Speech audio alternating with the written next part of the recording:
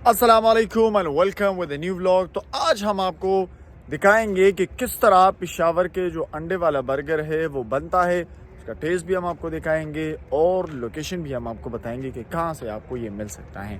तो टाइम ज़ाया नहीं करते हैं, व्लॉग को स्टार्ट करते हैं। सबसे पहले हमने भाई को 3 बर्गर बनाने का ऑर्डर दिया।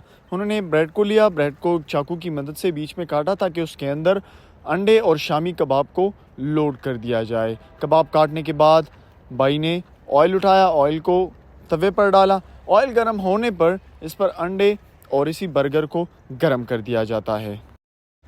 ऑयल को गर्म करने के बाद उस पर इसी ब्रेड को पकाया जाता है ताकि ये गर्म और ताज़ा हो सके।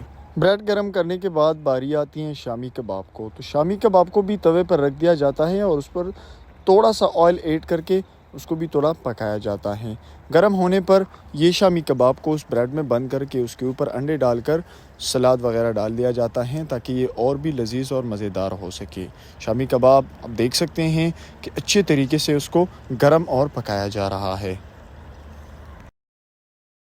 शामी कबाब गर्म होने के बाद इसको इसी ब्रेड के ऊपर रख दिया जाता है। अब बारी आती है इस बर्गर के सबसे इम्पॉर्टेंट पार्ट की, जिसकी वजह से ये बर्गर माना और जाना जाता है, यानी कि अंडे। हमने 3 बर्गर का ऑर्डर दिया था तो उसके लिए 3 अंडों को आपस में मिक्स कर दिया जाता है ताकि वो खूब एक दूसरे में मिक्स हो सके और उसकी जर्दी जो है वो अपने वाइट के साथ मिलकर उसके टेस्ट को और भी लजीज बनाया जा सके। अंडों को तैयार करने के लिए मज़ीद ऑयल ऐड कर दिया जाता है और उस पर अंडे को पकाया जाता है। ऑयल गर्म हो चुका है, अब अंडे को इसी तवे पर डालकर खूब पकाया जाता है ताकि वो अच्छे तरीके से पक सके और फिर इसको बर्गर में लोड कर दिया जाता है। सब कुछ तैयार होने के बाद अब टाइम हुआ चाहता है बर्गर को फोल्ड करने का। शामी बर्गर का नाम शामी कबाब की वजह से ही है और इसका सबसे पहला स्टेप कि इस पर शामी कबाब को पेल दिया जाता है। उसके बाद एक लेयर आती है सलाद की, जिसकी मदद से इस बर्गर का टेस्ट दोबाला हो जाता है। सलाद के बाद बारी आती है बर्गर को स्पाइसी और मज़ेदार बनाने के लिए, जिसके लिए बर्गर पर ऐड कर दिया जाता है केचप और देसी अमेजिंग चटनी, जिसकी टेस्ट करने से आपको लगेगा कि दैट्स अमेजिंग। सैलेड और केचप ऐड करने के बाद अब बारी आती है अंडे की।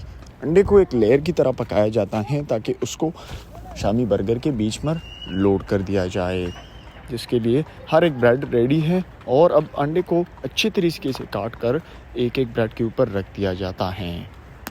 अब बारी आती है बर्गर के सबसे ऊपर वाले लेयर की। क्योंकि शामी बर्गर को 2 हिस्सों में डिवाइड कर दिया जाता है और ब्रेड को 2 हिस्सों में काट दिया जाता है, एक ब्रेड को नीचे रखकर ताकि उस पर अंडे और शामी बर्गर को लोड कर दिया जाए और फिर दूसरे हिस्से को उसके ऊपर रख कर के फोल्ड कर दिया जाता है। ये करने के बाद बर्गर को एक दफ़ा फिर गर्म कर दिया जाता है और उसको और भी मज़ेदार बनाया जाता है।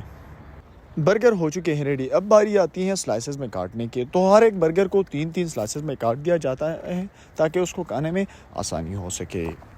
बर्गर को मज़ीद स्पाइसी और मज़ेदार बनाने के लिए उसको चटनी और केचप के साथ सर्व कर दिया जाता है। बर्गर्स है हमारे रेडी और अब उनको खाने का टाइम स्टार्ट होता है। तो हम आपको देते हैं इस बर्गर का review.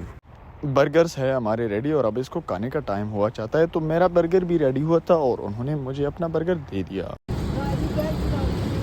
Hello and welcome to Wakarim and Bitani once again with Andewala Burger.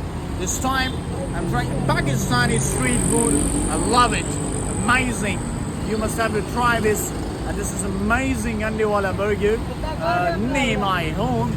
So if you want to check this, you want to try this, you can come and taste this delicious Andewala Burger here in Pakistan. And I'm going to try. I'm going to take it bite.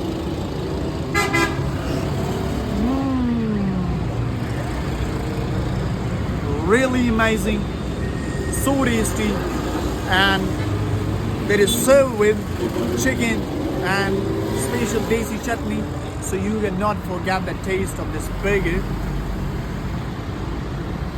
And this is a brother, you can meet him here. He will serve you the Andewala burger with a very spicy ketchup and desi chutney. Really, I love Pakistani street food. Is really amazing.